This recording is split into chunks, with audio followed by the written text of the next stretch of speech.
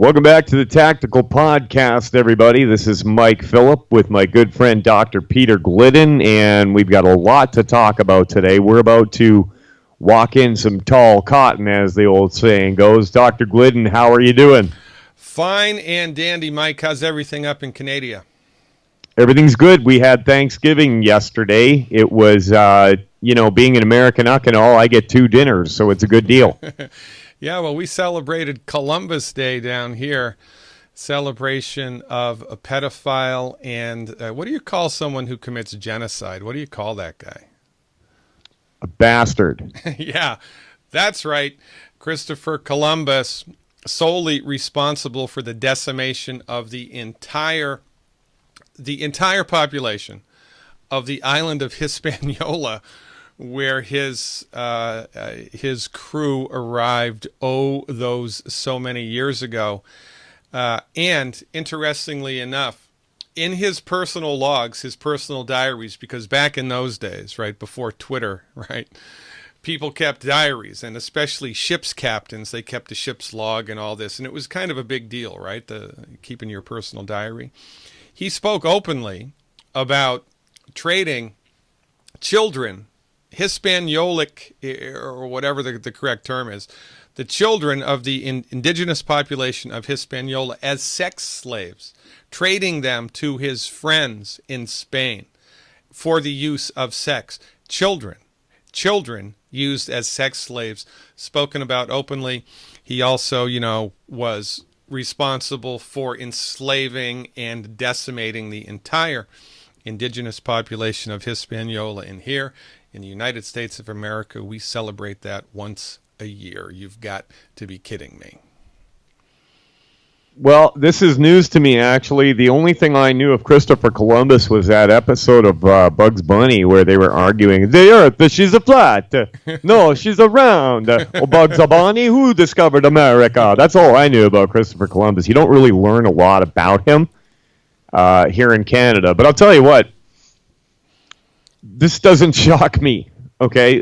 This is the first I've heard of it, but it does not shock me because there was a time when it would have, but now I understand that that's business as usual.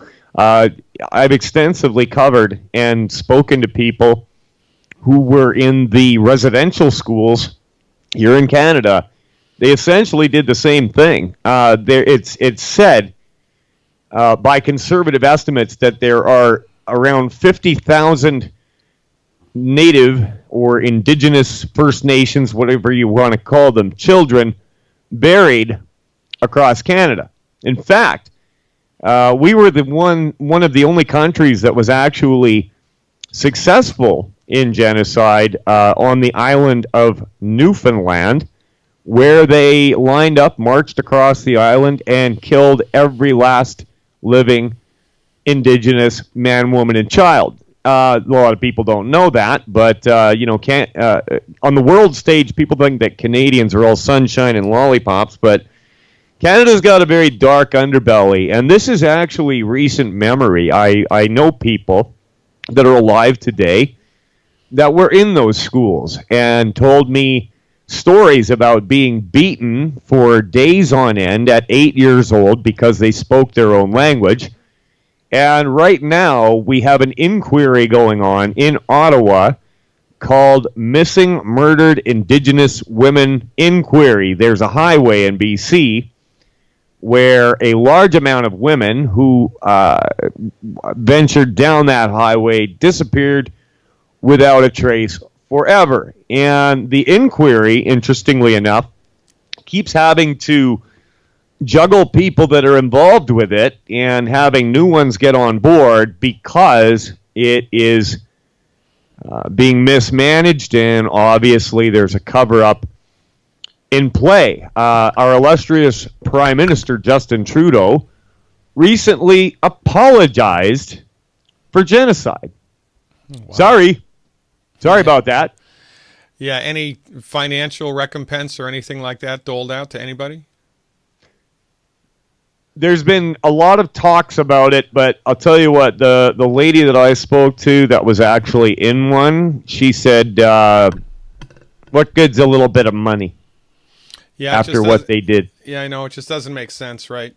I tell this story all the time because it was kind of like an aha moment for me. But years ago, there was a science fiction author. I think what was his name? I keep getting these guys confused. Kurt Vonnegut. I'm pretty sure it was Kurt Vonnegut.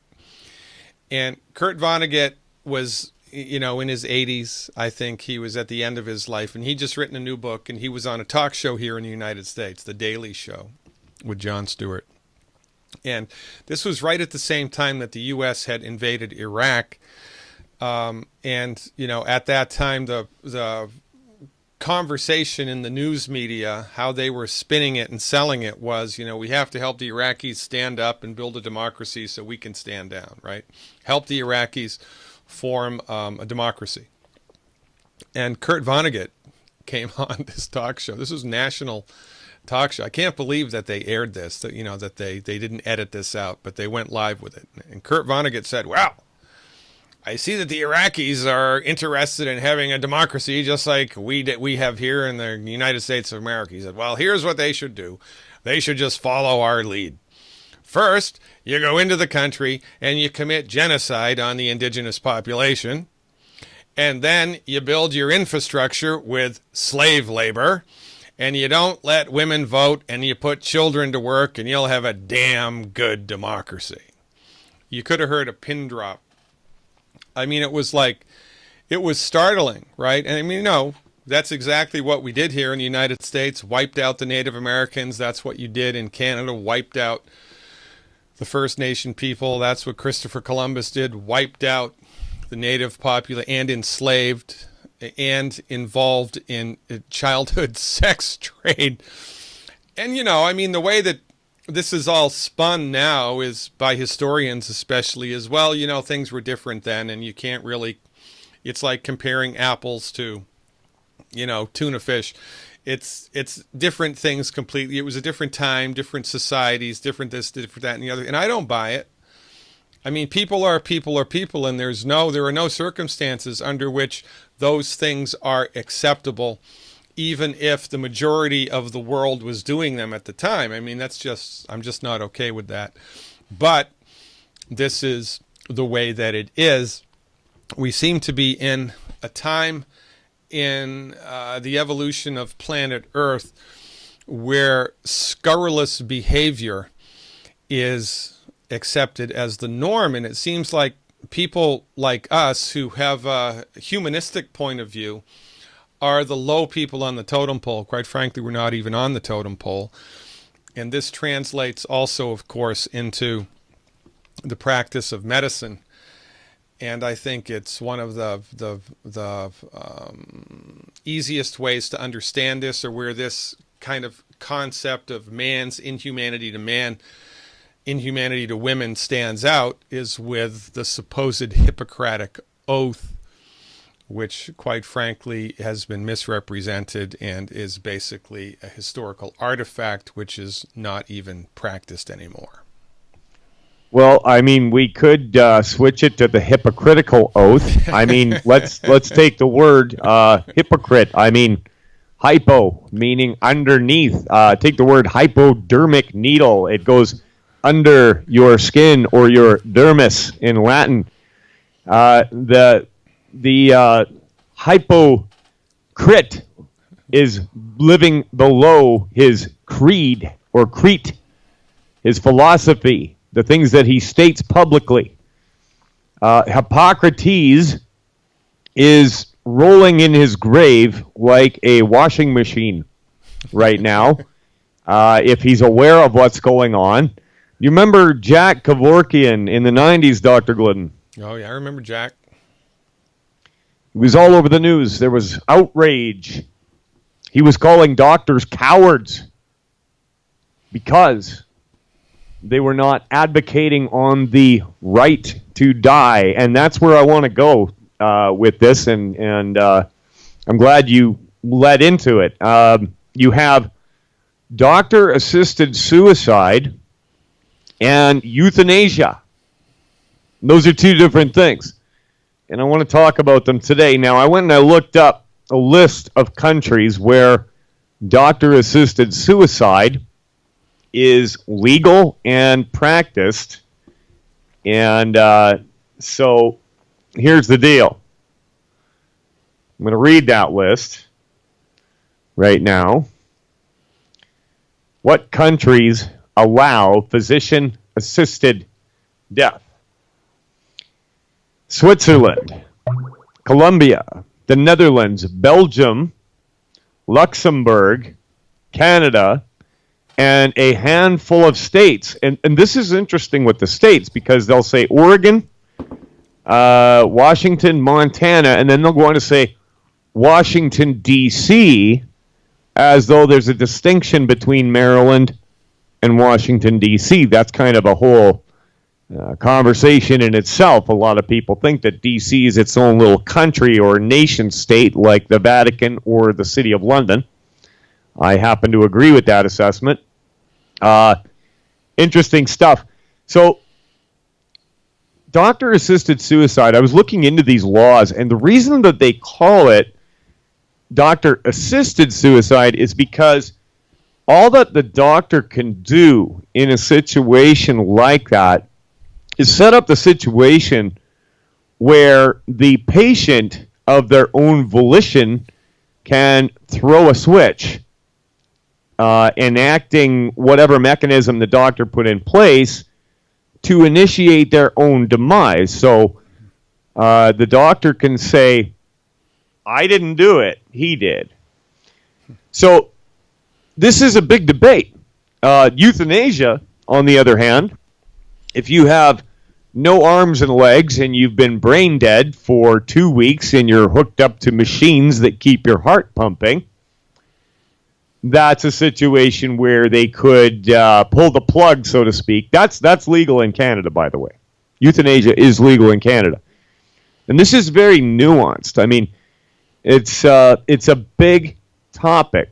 The hypocrite wants to blame their patient for their failings, getting paid the whole time, while claiming to have your best interest in mind.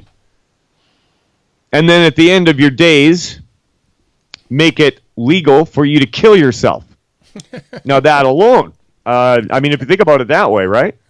Well, you know, it's in a failed system of medicine, in a system of medicine that doesn't cure, in a system of medicine which just provides man-made synthetic pharmaceutical drugs delivered at a very high expense to manage the problem, doesn't take care of the underlying cause of the problem. So as time goes by, you need a second or a third or a fourth drug, and then you need drugs to take care of the side effects of those 1, 2, 3, or 4 other drugs. And meanwhile, the condition is not being cured, it's being managed. So the last, 20 years of somebody's life are a train wreck, and things get worse and worse and worse and worse and worse under the care of the physician, under the care of the MD, not under the care of the chiropractor, not under the care of the naturopath, not under the care of the homeopath or the herbalist or the acupuncturist or the traditional Chinese medical doctor, but under the care of the MD.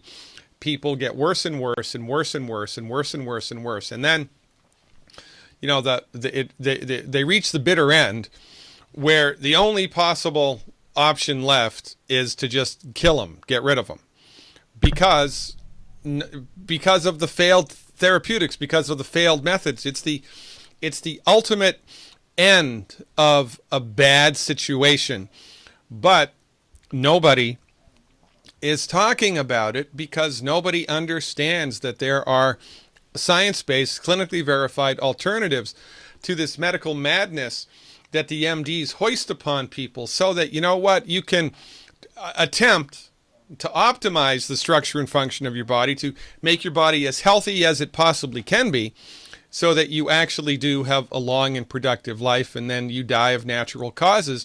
You're not going to need physician-assisted suicide. You're not going to need to be euthanized. You're just going to go naturally, like everybody in the world always did before the advent of conventional medicine. But it's madness hoisted upon madness hoisted upon madness. It's just nonsense what we've come to put up with. And now, right, what's happening? probably in Canada because it's all over the United States now, is these elder care facilities are popping up all over the place. I mean, it's like mushrooms after a spring rain. There are two being built within 5 miles of my house where I live, and they're giant. They must be at least 500 beds each. And what is it? It's elder care facilities. And why do we need elder care facilities? Because of this breakdown of medicine. When the medicine that is applied doesn't cure anything, it just manages things. The older that people get, the worse they get. And, you know, one of the things that is the result of this type of disease management is people's minds start to go. And so now they're in elder care facilities. Their families are being bankrupted because those things, you know, $5,000, $7,000, $10,000 a month. You got to be kidding me. Who can afford that? But, you know, what are we going to do with mom? You know, so it's just horrible. And then the end of the road there is going to be the same thing. It's going to be, well, we really probably should pull the plug on mom. We really probably should pull the plug on dad because they're not going to get any better. They're just going to get worse. And oh my God, what are we going to do? All of this brought to you by conventional medical doctors, and nobody seems to be upset about it. It's unbelievable to me. I like what you said there, that only in a failed medical model does this conversation make sense. It makes perfect sense if the medical system has failed in the first place. Now, what about a time? Let me just bring this into it because economics comes into it. Okay, the economy comes into play here.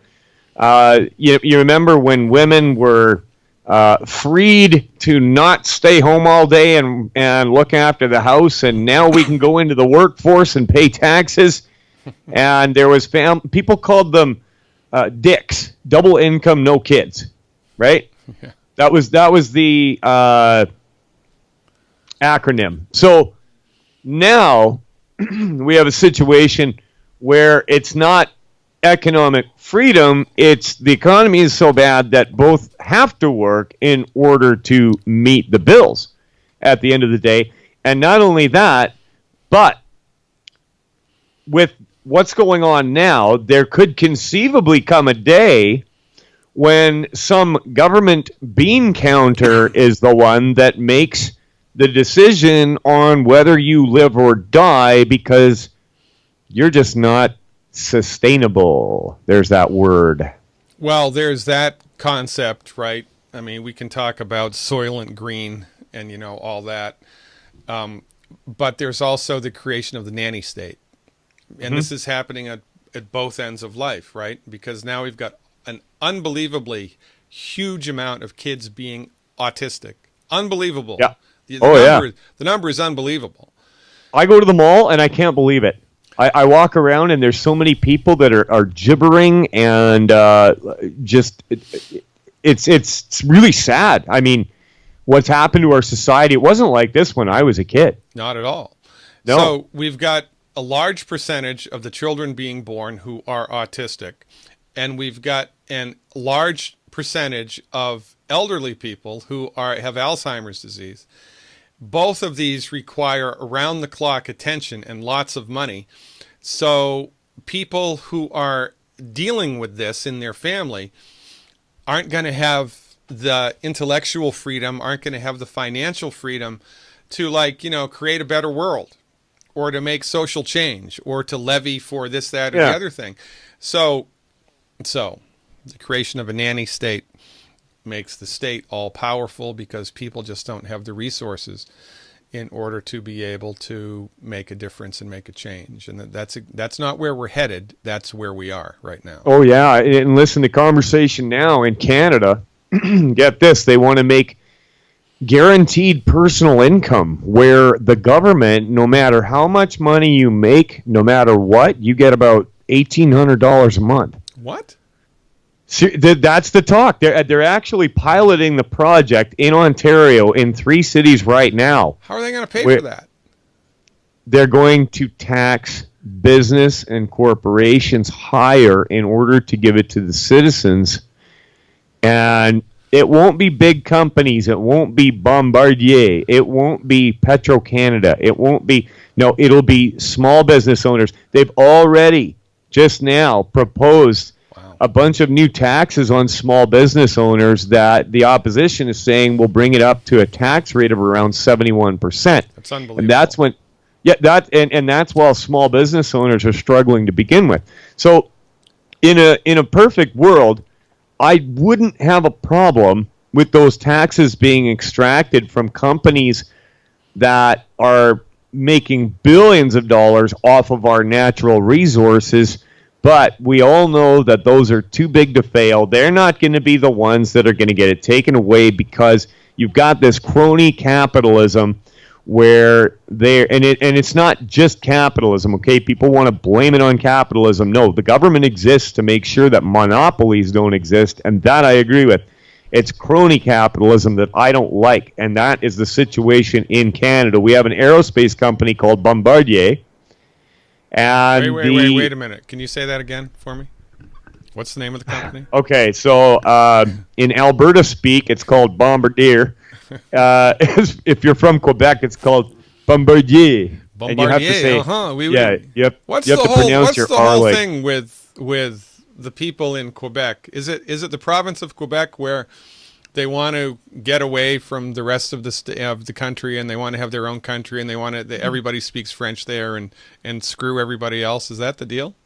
Well, listen, I actually respect them for that. They actually had put it to a vote. They had a referendum, and they had the law changed so that it is actually very lawful in Canada for a province or territory to have a vote on whether or not to leave the Dominion of Canada or the Confederation. Canada's a confederation. So Quebec, think about it. If you are of French ancestry, going back to France, why would you want a leader that swears allegiance to the British Crown? Does that make sense? Yeah, that makes perfect sense. So the situation is that the province of Quebec, they don't want to be a part of Canada? Or what they took to vote, what happened? They lost by 1%. 49% is what they... I'm not joking. That's what they said, that the vote was 49 for, 51 against. Sounds pretty fishy to me. But that's the case. And I mean, people get down on Quebec about that, but I actually respect Quebec for that. I got respect for Quebec, and I'll say that right now. Yeah, they have every right in the world to leave Canada. Well, what I'd like to hear you say right now is the name of that aerospace company again, just one more time. Bombardier. Wow. Mike, you should stay out of Quebec, because that's my advice. Well, listen, we had to take mandatory French classes when I was a kid in Alberta, where less than 2% of the population is French, because Canada has 2 official languages. So I know a small handful of French phrases, and if I meet somebody that speaks it, I can kind of communicate with them a little bit, but that's changing because we have a new program where students are going to learn Arabic here in Alberta. That was reported yesterday. Yeah, we're going to learn Arabic now, which, might be a good skill because everybody in the planet will be soon. Or Chinese, right? Wow. But we digress. Right. We kind of got off there. What were we talking about? Euthanasia and medically assisted suicide. Right? It's nuts, right? So this is the end result of a failed medical system. And because it is so overwhelming and so monopolistic, and has been that way for such a long time, that people are not aware that there are other things that they can do besides conventional failed medicine in order to have a healthy life. And so they put up with all of this nonsense.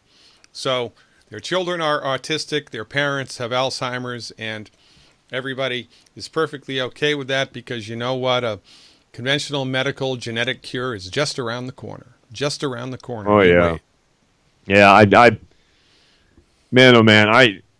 I used to get into arguments with people on comment sections of articles, and I don't do it anymore because it seems almost like the sides are drawn, really. I mean, it's so weird because that the hippie movement of the 60s, the whole anti-war thing, well, a lot of those people are in government now, and so now the whole anti-war thing has switched to we need more government. You know what I mean? I had Adam Kokesh on my show the other day, activist, media personality, U.S. Marine, and we were talking about this. And government, in everything that they promise, completely delivers the opposite. And it's no different in this conversation about healthcare.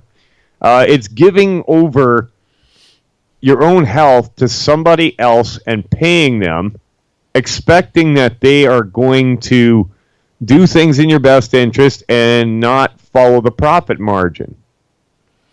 And in their defense, right? It's not. I think it's important for people to understand this, that medical doctors they're not sadistic, money grubbing, sociopaths. But what they are is close-minded methodologists. They're not going to think outside of the box that they're trained to think inside of. And so even when their therapeutics fail, even when their therapeutics harm, even when their therapeutics kill, even when their therapeutics create side effects and other diseases, even when their therapeutics here in the United States bankrupt people, they continue to think inside of their methodology, and they're never going to question their own methods. It can't be their fault. It can't be, because they're the scientists and science is pure and unimpeachable, and it's nonsense. So what do? They blame the patient. Oh, the patient had the bad gene. The patient was lazy. The patient ate all the wrong food. This, that, or the other. The patient didn't exercise. They've got all these excuses, all of which are nonsense excuses when you boil them down from a factual point of view. But nonetheless, it's the methodology that they are that is ingrained in them that they cannot step outside of. And the education of a medical doctor is a meat grinder. And it is the rare medical doctor who is going to abandon their methodology and look outside of it for something else. It's interesting because there's this movement here, and this movement is picking up speed, and it's been around for, about 25 years. There's a movement called integrative medicine, where conventionally trained medical doctors are taking week-long or weekend courses over the course of 6 months or a year as to how to use vitamins and herbs therapeutically, right? And what's happening is that they're using the holistic they're using the therapeutics that naturopathic doctors are trained in, but they're not using them holistically. They're not using them naturopathically. They're using them inside of their method. So instead of giving a synthetic pharmaceutical to change a biochemical pathway in the body, they're giving an herb or a vitamin or massive doses of it in order to accomplish the same thing. And this is what's passing for, integrative medicine. It's the death of naturopathic medicine. The majority of licensed naturopathic doctors in the United States have no problem with this method whatsoever. They don't see any conflict of interest. They don't really understand what my problem is with all of it, because there's very few licensed physicians in the world with any type of clinical experience who actually practice holistic medicine. And that's an important distinction for people to make. So I guess basically what I'm saying here, Mike, is that everybody in the world is screwed unless they listen to me and you. You should infiltrate that whole system and start offering doctors weekend courses on nutrition. Yeah, I should. But the last thing I want to do is spend my time with a bunch of MDs. But I remember where I was going with this was this thought bubble. So when I was in medical school, right, naturopathic medical school, 1987, 88, 89, or 1988, no, 87, 88, 89, 91. There were 2 medical doctors who were in school with me, and they went the whole 4 years. They got their naturopathic degree, so they had dual degrees. So I have all the respect in the world for those people. So that's what the MD should do, who is frustrated and with their conventional therapeutics and they want to try something else. They should, instead of doing this integrative medical hybridized nonsense BS, they should enroll in naturopathic medical school and do the full 4 years and get their degree. That's what they should do, but they're not ever going to do that. And I think it's a reflection again of the hubris and the arrogance that's built into the education of an MD, because the majority of these people, there are exceptions which prove the rule, like the people that I went to school with, but the majority of the people who have MD after their name, they just cannot bring themselves to even consider the notion that there might be a better way than the way that they were trained in. And this is the main reason why everybody is sick and suffering. Well said. Just one thing I'd like to say, okay? Is it Bombardier? No, I've said that too many times. I think more times than I have in my life in the last 20 minutes. But this whole white European males are responsible for genocide, I'd like to say I've never done that, condoned it, and I resent being told that I'm the problem, because I'm not. Because in working with Dr. Glidden over the years, I've had people of every single race you can imagine contact me. And I've never, ever heard Dr. Glidden use any kind of language that would make me think he's not interested in the stoppage of all human suffering, regardless of race. And I want to put that out there right now, because one of the podcasts that we did, somebody came into the comment section and started talking about white European males and what a problem we are. Well, no, I'm part of the solution, okay? And so is Dr. Glidden. So I just wanted to put that out there because it's a lie. Well, you can't fix stupid, and people will see the world through their own particular lens unless they have some type of experience where they have an aha moment and they're kicked outside of their box and now they're in a bigger box, right? Right. I think Mark Twain said it best. He said, there's nothing like international travel or just travel in order to erase prejudice from your mind, because once you start hanging out with people of different cultures, you kind of understand that really there isn't a whole lot of difference. No. But the fact of the matter is that inside of the 21st century, we don't have a free medical market. We haven't had a free medical market for nearly 100 years. It's a monopolization of the medical marketplace, and we have been socialized to believe that the medical doctor, the MD, knows what's best for us, when in point of fact they only know what they've been trained in. And so the socialization is so intact and so perfect that even when they fail us, even when they harm us, even when they kill our loved ones, even when they bankrupt us, we still give them our respect and our money.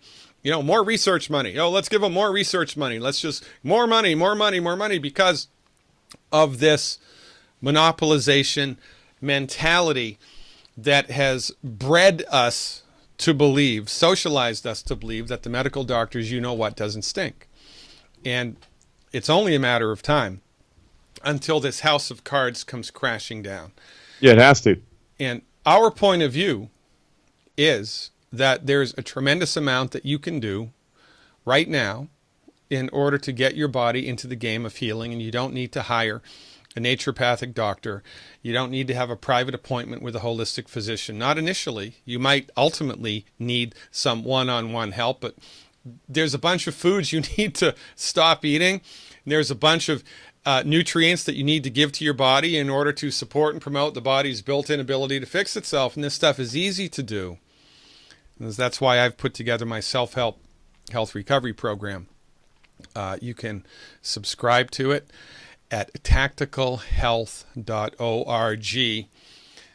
Or, just continue to do what you're doing now and suffer and die. And if you want to talk about it, you can get a hold of me at MikePhillipHealth@gmail.com. That's Mike, Philip, health@gmail.com. I'd be happy to relay my experience overcoming problems that I was told my whole life there was no cure for. It turned out that was a lie from the pit of hell. So, don't be sick anymore. Listen to a doctor that knows what he's talking about, and have a better, healthier life. You just said the whole house of cards is coming down. Well, when they start talking about medically assisted suicide and euthanasia, that's the house of cards coming down, because if that's all they've got left is to kill you. It's not a good situation, Mike, and there's only one thing I have to say to you. What? Au revoir, mon ami. I'll see you in the future, huh?